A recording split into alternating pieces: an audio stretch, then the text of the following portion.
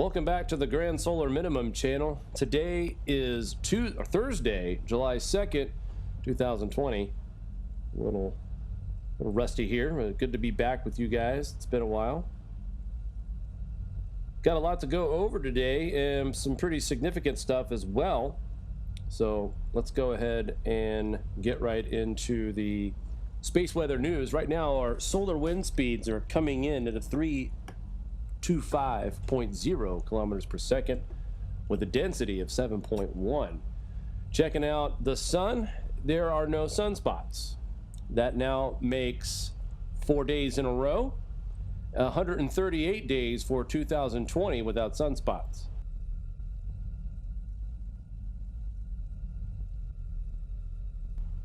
So we did have a sunspot 4 days ago, and it was very short-lived.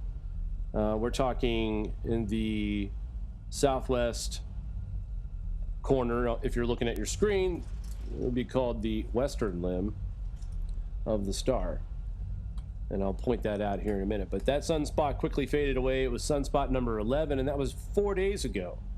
So we've had two sunspots. We had a streak without sunspots for about 14 days, and then a quick little burst of a sunspot, a very small one, before it faded away. And now we are blank once again. Our cosmic radiation percentage is 10.5% in the atmosphere. 7-day change of 0.3%, which was pretty much the same, excuse me, what we saw back about a few months ago, actually. And it's not changing. It has really just hovered in the 10.5%. We did touch the 11% range very briefly, 11.1 to be exact. Now the record, the reason why I'm mentioning all this is that the record is, I believe, 11.7%. And we got to 11.1. Now, just because we are not seeing the same, sunspot, or I should say, not just sunspot, but cosmic radiation, just because we had a record in the last minimum doesn't mean this one's not as strong. And I was going to pull something up, but forget it now. I'll just tell you about it. I was reading about the magnetic field yesterday. And so for those of you who are asking, well, how much of a minimum are we in right now? Like, how deep is this one? So to give you an idea, it's so quiet from the sun right now that scientists around the world are detecting movement and jolts in the magnetic field that is not caused by the sun. Now, the article went on to read about how that usually the sun and the solar wind is enough to where it masks out these deep space interruptions to where they affect our magnetic field, but not during this solar minimum. In fact, if I'm not mistaken, I think the article read that these scientists had it's never been seen before. And the way they're explaining it is that the sun is so quiet, you could pick this up. This is something that we wouldn't usually detect because there's an activity coming from the sun, even during minimums time. But this one is so quiet that we are detecting things in the magnetic field that are happening that we couldn't detect previously. So I just wanted to bring that up. I thought it was interesting. I know we're winding this minimum down, and we're getting to the point where we're starting to see more solar cycle 25 sunspots. And a lot of folks are wondering, well, grand solar minimum, but there's a lot of sunspots popping up. But these are very small, typical sunspots that you see in the beginning of a new cycle. So KP indices at 1, 24-hour max at 3. The TCI, which is the Thermosphere Climate Index, coming in at 2.47. Solar wind is expected from this coronal hole that we have Earth facing right now, just in the northern part of the star. That could affect Earth's magnetic field on July 5th and 6th. Now, last time we got some solar wind speeds, we saw it go up a little bit more than usual. We've been watching the increase of solar wind speeds, usually in the mid 400s, high 400s. That's what we've seen in the past few months because of solar minimum. If you remember 2016, 2017, whenever we got solar wind from a coronal hole, we were talking about particle coming in at 800 kilometers per second. And that was at the end of a maximum period. So we're not going to see 800 kilometer per second solar wind right away. But we will start to see things inch up. And the last batch of solar wind that we got was in the mid 500s. And I think it got as high as 590 something in the solar wind speed. So it's just been a while since we've seen that. Things are starting to uptick, but we are still technically in a solar minimum. And in a very deep solar minimum, as we are over here at thegrandsolarminimum.com, our lovely website that Mari has created for you guys and myself to kind of follow along with what's going on out there. You guys can see the dip in the solar X-ray flux, and these are where we get our X-ray, where we get our flares, our classes here. Nothing more than a high A, maybe a minor B class flare, but nothing crazy. And you can see the activity kind of climbing down from a mid A to a very low, and then kind of creeping back up the baseline. Nothing crazy. It's been pretty quiet, guys. We haven't been on the air in over a week, and we appreciate everyone being patient. We miss you guys. Trust me, this is a lot more fun than slaving all day and working on a house. And Mari, wow, she is cracking the whip, let me tell you. But anyway, back to space weather. This is a look at what's to come. If you guys look here in the northeastern part, and I'll point it out first before I zoom in, we are watching this bright region right here. It's possible it could develop into a sunspot. So let's see if we can zoom in. This is what it looks like right now. That just crossed the eastern limb. This is turning towards Earth facing. And then if you look up here in the northern part, also solar cycle 25 location, we might have to watch a couple of these. And look, when we start seeing sunspots, especially during the maximum part of this cycle, we'll see two rings, one up here and one right there. And as we get further into the cycle, we'll start to see the sunspots from the southern region and the northern region start to migrate towards the middle. And then right before we go into a really deep predicted minimum, which is coming up 27, 28, and beyond, this will be predicted to be somewhere around 67 on the smooth sunspot number as far as the prediction. We're looking at 115 this year, but I kind of trust my resources, and actually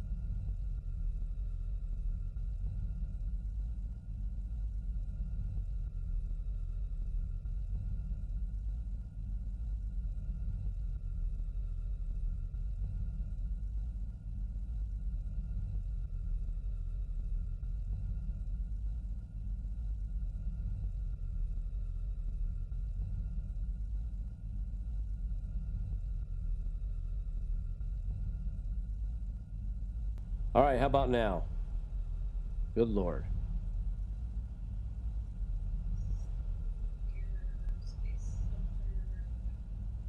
This is not working out the way I wanted it. Well, but anyway, my point I'm trying to make here is that we had record-breaking upper atmospheric cold with the TCI. We have talk about magnetic field now picking up things that we usually can't pick up because of the activity coming from the sun. But now, looking at it, it's still pretty low. The last solar minimum in solar cycle 24 was the deepest in 150 plus years. This one will probably rank up there at the 200-year one. So in the next solar cycle 26, the maximum sunspot smooth count is supposed to be somewhere around 67 and 80. And where we're predicted to be at this year, 115. And I'm going to give you the generous look there, because I think it's going to be lower than that. But with that being said, this year predicted at 115, last minimum was 167. Just to give you an idea of what kind of maximum we're talking about. If we had 167 max sunspots in the last cycle, and they're predicting 115, so we are definitely going to see a weaker cycle than 24. And 26 is expected to get even weaker. So why am I talking about grand solar minimum and solar minimum conditions and low solar activity and cosmic radiation? Well, here's why. Let's get right to it. Intense activity at Nishinoshima volcano summit crater extends as explosive eruptions continue in Japan. Now, we talked about this a couple of weeks ago. Admittedly, I had to have my 12-year-old son help me with the pronunciation because he is in love with the Japanese culture, let me tell you. But that's the main reason why I remember this. But we talked about this on the 16th, reporting just explosions. Just, hey, let's just keep an eye on this, keep an eye on this. Well, guess what? We're still seeing activity from this volcano. Highly charged particles entering our atmosphere, cosmic rays, driving straight to the core. And how many times do you guys see volcano eruptions with lightning coming out of the top? Yeah, that's not a coincidence. Highly charged particles are the reason why these volcanoes are exploding. And just to give you an idea of how highly charged things are, these volcanic eruptions emitting lightning bolts.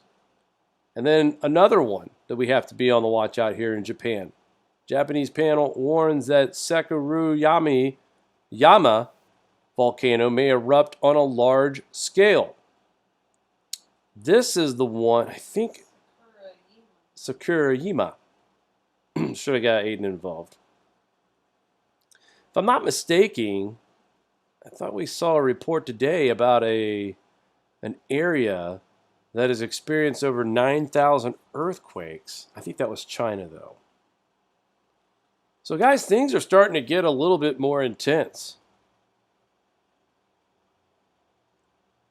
I read an article from Watchers.news a few weeks ago about there was a 500,000-year-old volcano in the region here that we're talking about now that is showing signs of possibly awakening.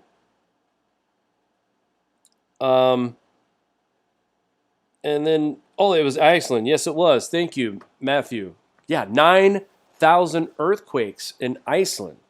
And they think something big is about to pop off there.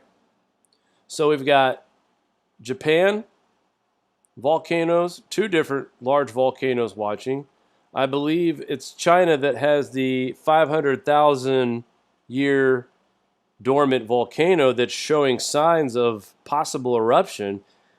And now we are talking about Iceland with 9,000 earthquakes. I think it's in the past week or so. Something ridiculous like that. So we are starting to see the birth, awakening of the volcanic and the earthquakes. Last week, our show, we kind of talked about the amount of 7-point and 6-point earthquakes we were seeing. Now this week, we're talking about the uptick in volcanic activity and how many we're actually supposed to be watching right now. So there is that phase of what happens from the sun. And then I thought this was interesting. 6 inches of summer snow fell in parts of Idaho. June 29th. Almost July, not quite. 6 inches recorded in Wood River Valley, an uncommon amount for this time of year. Unseasonably cool weather brought snow and breezy conditions of 7,000 feet through Monday evening, according to the National Weather Service in Boise.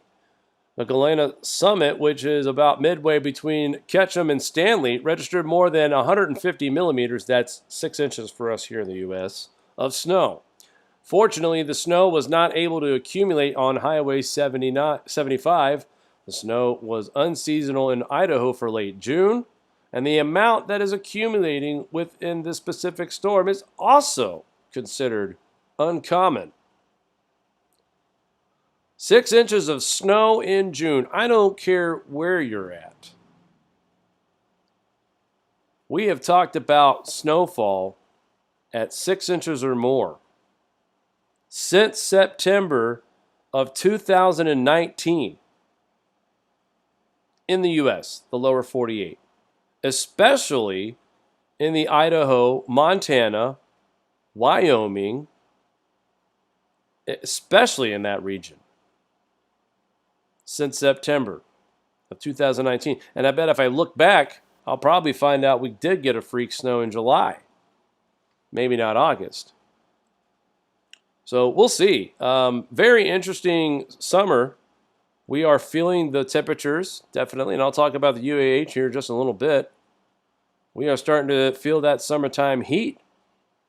And I've said this since the winter. We are looking at a short but hot summer. Short but hot. And last year, a lot of farmers were talking about growing 92-day corn because of how bad and how late the plant was last year. Now I feel like we're going to be racing against that first frost for harvest. With that being said, if we're going to have a short, hot summer, is it possible that we start seeing September frost in the middle of September in crucial farming communities? I hope not. But that's the concern. The fact that we're still hanging on in the Northwest region, in the Northwest Plain states, and still seeing snowfall. Very uncommon, especially 6 inches. Yeah, if this was an inch, wouldn't talk about it. Whatever, an inch of snow in June, yeah, it's weird, but 6 inches of snow is quite significant. Of course, it was probably that heavy, wet snow, so it was very packable. It did not stick to the roadways, but nonetheless, good grief. A year without a summer for that region is, I mean, they're almost qualifying for that. 2 more months of this, and we've gone a full year of snow in that region, averaging 6 inches or more, at least. And now the flooding. So here's a correlation. Volcanoes are caused by cosmic radiation, highly charged particles, going straight to the core, heating things up from within. The colder atmosphere contracting the surface. On top of volcanic activity being caused by cosmic radiation and highly charged particles, they also emit ash plumes that will create cooling. Perhaps all the volcanic activity we've seen since late 2019 is starting to accumulate and is causing cooling and weird jet stream patterns as well. Well, the low solar wind is causing the weird jet stream patterns. So now I've showed you volcanoes. We talked about earthquakes last week, snow, and now rain. And I'll tell you, for the last 3 to 4 days, we have seen some pretty impressive rainfall here in the North America, at least in North America. We'll start in Saskatchewan here in Canada. Worst flooding in 46 years. Says here the last time flooding was this bad was in 1974.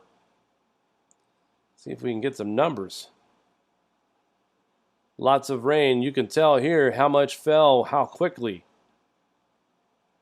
That's the weirdest thing ever. Should have read this before I went on the air, but we are not finding any totals here in this article whatsoever. So I do apologize for not having the facts. But we are seeing heavy rain in Canada. And then move this into the United States. This is in Kentucky on June 29th. Heavy rains caused problems in areas across that region.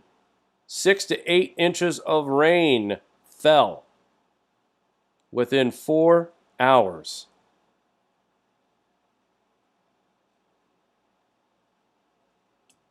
Highly charged particles interact with particles already in our atmosphere, creating cloud nucleation. Also, water vapor clings to these highly charged particles to form water droplets.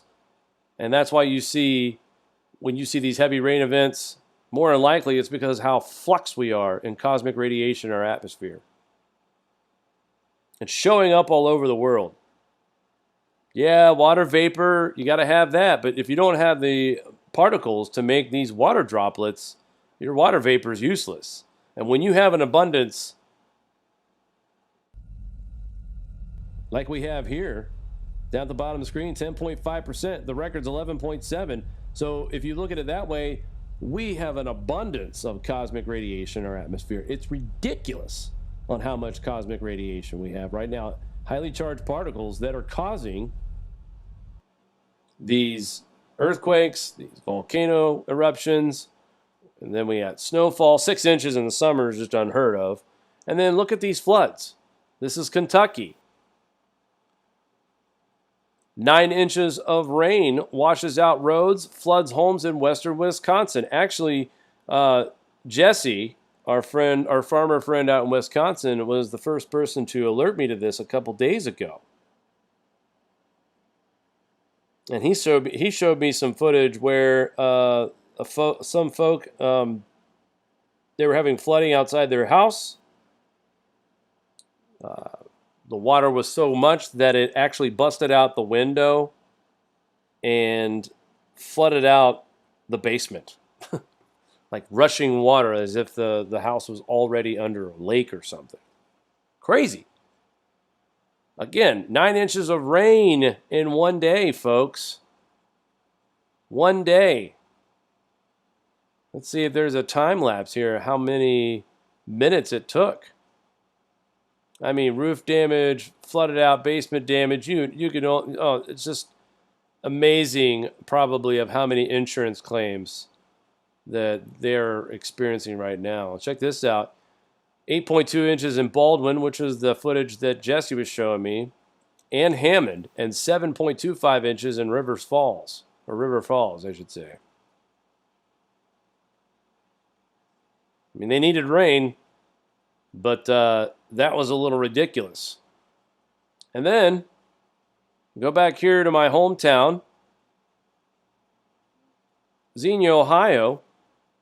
Check out some of this. This is in 2 hours' time. The Xenia rained the inch in 0.17. That happened within 18 minutes. This was on June 30th. So the other two reports, June 29th, June 30th, it's almost like the same system. And of course, there's Brookville, Ohio. That's starting to turn into a new tornado alley out there off of 49 heading towards Greenville. We've seen quite a few funnel clouds in southwestern Ohio. And here lately, Greenville, Ohio, Route 49 has definitely been a hot spot. So we had funnel clouds, we had heavy rain, we had flash flooding. Xenia, Ohio, this is we're talking about. Xenia, if you guys are not familiar with Xenia, Ohio, 1974, they were known for the big tornado down there that killed 33 or 36 people, wiped out an entire housing plat, Arrowhead housing development. That is their claim to fame, and unfortunately, they've had a couple of different tornadoes that's caused damage since 74. So really, Xenia X marks the spot, and it really does. But we had roof damage, flood damage in Xenia. 2.5 inches of rain in 15 minutes in Meadowbrook in US 35. That's out by where I used to live, actually.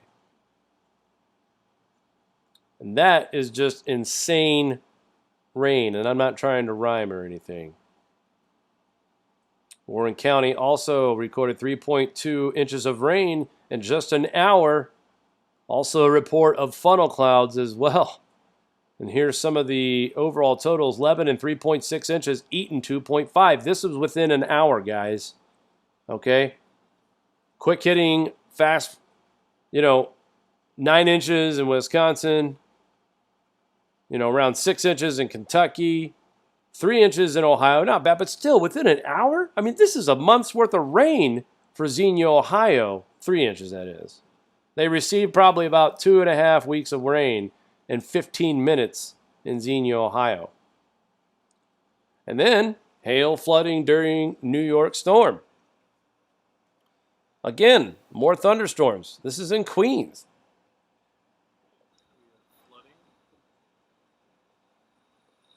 Very similar pictures, by the way. No thanks. Wow. Very similar pictures to what we're seeing today here in upstate New York. Not quite as bad on the flooding, but an easy 1/4 inch, 1/2 inch of rain within a half hour. It came down.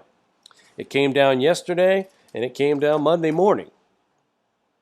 In the last 3 weeks, once a week at least, here in upstate New York, near Lake George, we have seen heavy rain events that are causing some small road flooding. And they're happening more frequently. Why is that?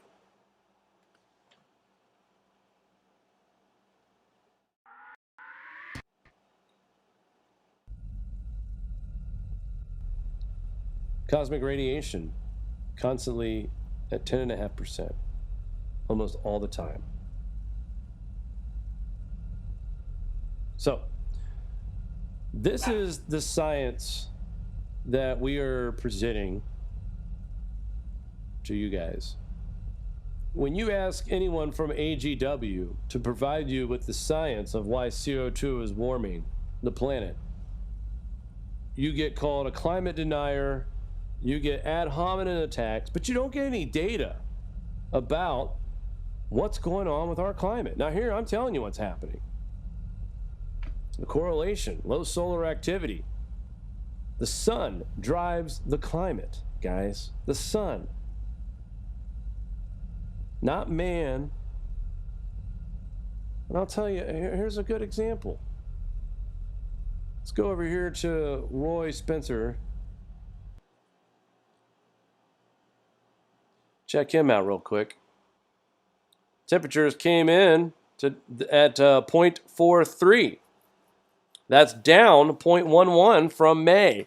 May came in at 0.54. Surprised a lot of folks. Now June, 0.43. Now, what is it that AGW hangs their hat on? CO2. Raising the temperature, right? I don't know if you guys remember, a couple months ago, I did a program, or actually last month. I want to thank Shirley Davis, too, for becoming our newest paid member at GSM here. Thank you very much, guys. Very much appreciated. This channel and subscriber ran. But I did a program about a month ago and showed you guys how CO2 from the economic shutdown was down big time. But atmospheric CO2 was still sitting at 416 parts per million. Okay? Temperatures went up in May at 0.54. But the CO2 levels from man went down, but temperatures were still rising. And the atmospheric CO2 is still unchanged. Well, now this month, temperatures drop. Okay? What happened to the CO2? I want to make another point.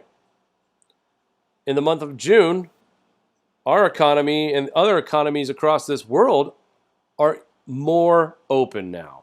More people are driving, more factories are back to work, more man-made emissions are in the atmosphere. So here you go, AGW. I'm trying to talk to you on this one. Let's get your logic down.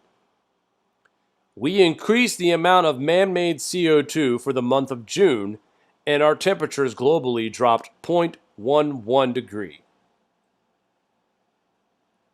That's right. Here is June 30th at 415.49. Here's what's funny about that. In April, it was 416 parts per million. And we shut down in March, in April.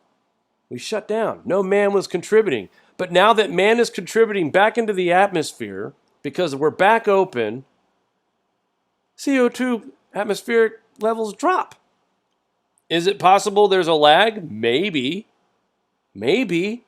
And if there is a lag, we're talking man's contribution to atmospheric CO2 is 1 part per million. Right? I mean, think about it. April, 416, we shut it down. No man-made emissions. So if it's a lag, and we see the numbers in June, it went down 1.1 part per million. So I guess we should watch for July 30th and see if it goes back up. But even if it does, man-made emissions, is putting out 1 part per million at this point. I'm not saying it's like this all the time. So the next time someone tells you that man definitely has something to do with climate change, stop them. Tell them. During the shutdown, man's emissions were cut down drastically, but yet CO2 parts per million was continuing to rise and maintained it. 2 months later, we started putting CO2 emissions back into the atmosphere because we're back open again, and the temperature dropped. The temperature rose when the CO2 is less from man, and the temperature dropped when we started putting CO2 back in the atmosphere. Here's the numbers right here, guys. esrl.noaa.gov/GMD/trends/monthly.html. To be exact. Go there. I don't usually support NOAA. They're kind of full of it. But when it comes to this, they brag about the CO2 and everything. And you look at this and you're like, wow. Here's the whole month of June. Supposedly, we're back open for sure by the 22nd and the 24th. And look how much it drops. And we're supposed to be pumping it in daily. Again, it could be a delayed thing. Even if it is. This tells me we are putting 1 to 2 parts per million of CO2 in the atmosphere. And are you telling me that those 1 to 2 parts per million is causing climate change? Is causing policymakers to come up with these strange new policies like the Green New Deal? Take away your car, take away your bacon, take away flying. Well, COVID's taking away all that right now, but it's a good thing to show these AGW enthusiasts. I didn't want to call them names. But I just thought it was interesting today to see the UAH come out lower. CO2 actually dropped or went up a little bit from emissions that we cause. We drove our economy again a lot stronger in June than we did in May, and temperatures dropped. And a pretty good tick as well. A 0.11 for the month of June is quite a significant drop. Now, I've seen it colder than this. 2017, we were sitting at a 0.21 for the month of July. In fact, I remember that day very well because I got a call from a Lee Wheelbarger who was super excited, and not in a good way, but holy crap, 0.21 July above baseline, and he's right. That's something to be looking at. So just to give you an idea, it could be lower.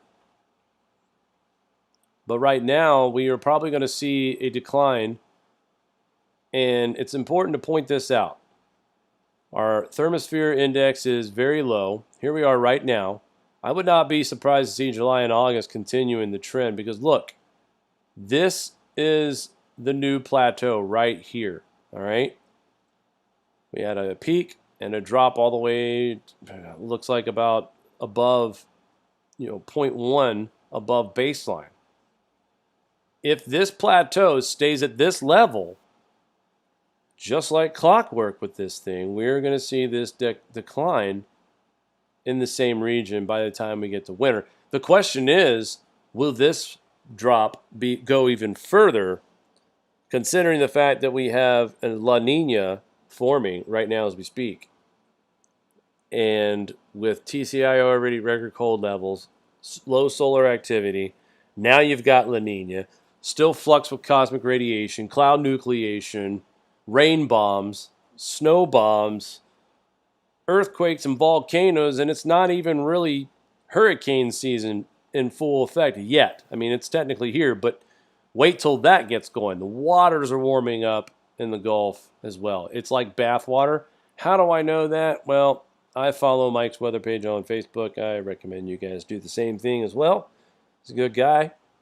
Does a great work. Puts together a website that shows us everything that you would want to know about hurricanes and, of course, regular weather as well. But here is the temperatures right now, ocean temps. And he's right, it's bathwater. He lives in Florida. I mean, if you live in southern Florida, on the Miami side, you're talking 88-degree water on the Atlantic side. But in the Gulf, on the coast of Florida, we're in the 90s. Same thing the coast of Mexico, getting up there too. So if anything is going to form, and favorably right now, it will gain strength if it's heading anywhere near the Florida or Florida Panhandle at this time. Let's take a look at our GFS. A little weird. Weird is probably polite. Here's Friday. Showers and storms expected across the northeast, just like today, off and on. And then we got some showers and storms across the south as well. Some pop-up thunderstorms in western Kansas, Nebraska as well. Parts of the upper part of Tennessee, or Texas, I should say. And that low-pressure system will dive down south into the Gulf, soaking the panhandle of Florida. And by July 4th, well, thank you, GFS, for not giving me a full outlook here. This is July 4th. I'm going to try to refresh this really fast, folks. Earlier, it gave me a full 384, and now it's giving me 36 hours. And, like clockwork, you got to love it. All right, let's see if I can get it working from here. Let's go back and change this. Let's see here. Nope, it's not going to let me do it. Every once in a while, you catch these updates, and they're right in between updates. But here we go. It's working now. July 4th, more rain across the south into Florida. Northeast still hanging around, but moves out quickly into the Atlantic. Some possible heavy rains for the Dakotas by late night Saturday, July 4th. Continuing to rain across the panhandle of Florida throughout most of the south region. Miami looks good for you this weekend as well. So showers mainly Tampa and north. And then we've got a cluster of showers in the North Dakotas, but we've got a little bit of a rotation activity happening here in the south. And kind of watch this area right here as I go through this update here. As we will see an increase of activity right around here. July 7th, there is a center that's trying to get organized, and a high pressure system is kind of drying out the air and making this system not sure what it wants to do.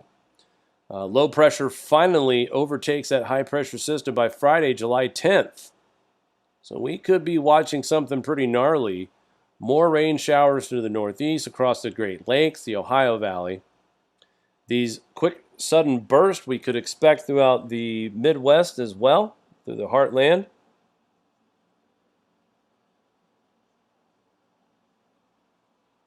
As we move into next Sunday, that low pressure system really gets its act together, trying to form some kind of storm system, and it's pulsating day and night, stronger in the day, obviously, weaker at night. By Monday, July 13th, this thing will be in the North Carolina and the Outer Banks region.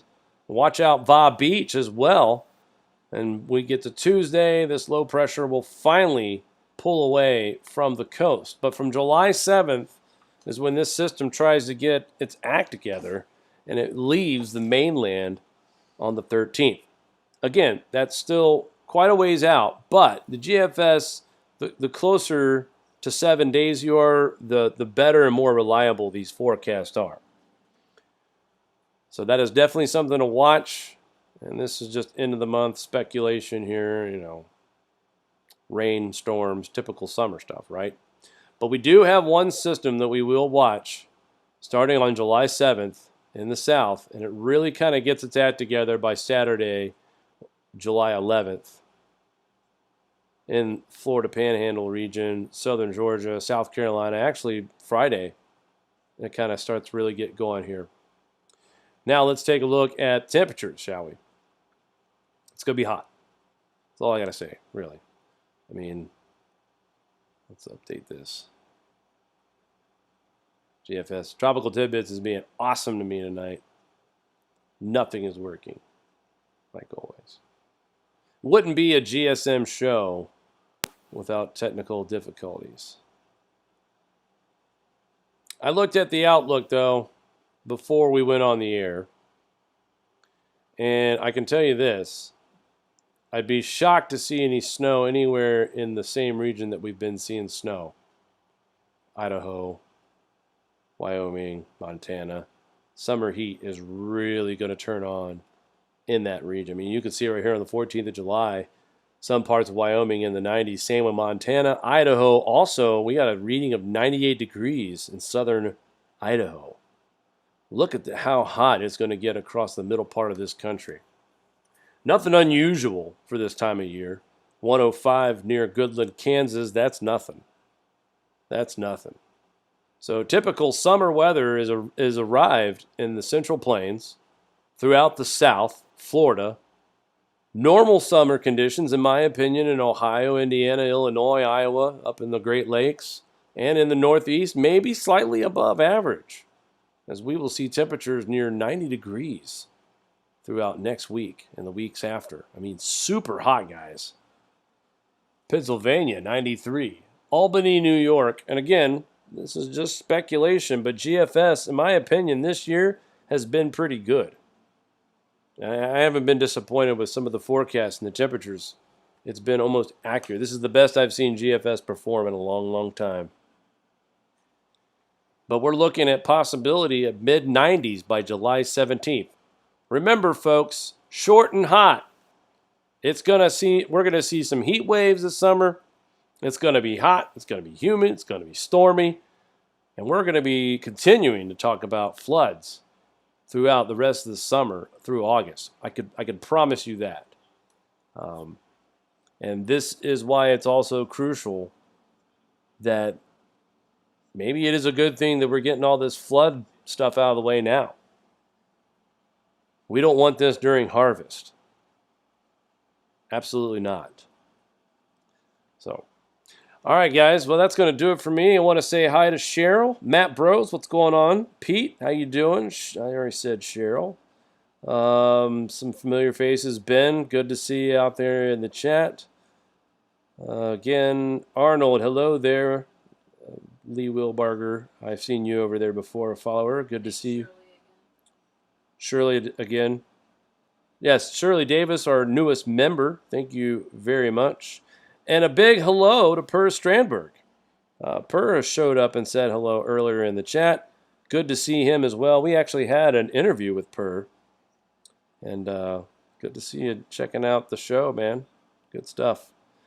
But other than that, guys, stay tuned to the Grand Solar Minimum channel. We'll continue to update you as much as we can. I can give you an update. I can tell you that we will try to do more broadcasts. We are working quite a bit at the house, Mari's childhood house. You guys helped us raise some money for that last year as well. Now we have a roof, a tin roof to be exact. So we appreciate all the kind donations that we've received over the past several weeks and really the past several years. This money is going back into this brand, this channel. But we are going to try to flex our schedule a little better. We are slowing down on bigger projects for Mari and I, so that should give us a little bit more time to do a show. Tomorrow we're going to take advantage of weather pretty much raining us out, so more than likely we'll probably do a broadcast tomorrow afternoon as well. All right, that's going to do it for me today, guys. Thanks for tuning in to the Grand Solar Minimum channel, and we will talk soon. Take care, guys. Do you like this show? Give us a thumbs up. Want to support us more? Share to your favorite social media platform. Buy a t-shirt or become a Patreon. All links are in the description below.